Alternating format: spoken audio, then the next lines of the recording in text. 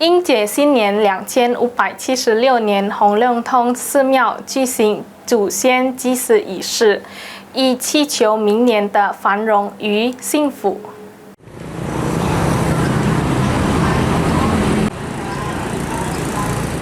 临近农历新年，华人社区在位于 Srijaya Negara 路的林姓洪亮通举行祭祖仪式。洪亮通的财务主任Yanto Siddhartha 表示，此祭祀仪式是应节春节的常规活动，旨在祈求未来一年的幸福与安康。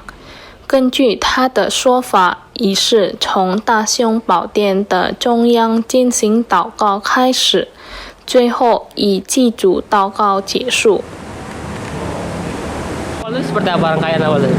Dimulai dari apa? Hari ini awal sembahyang ya, sembahyang apa? Sembahyang di altar tengah dulu awal-awal. Selanjutnya ke arah Topeko. Yang ini selanjutnya setiap leluhur. Terakhir sembahyang leluhur. 杨道补充说，祭祷结束后，通常会伴随着燃烧祭祀纸和金纸，作为献给祖先的最后供奉。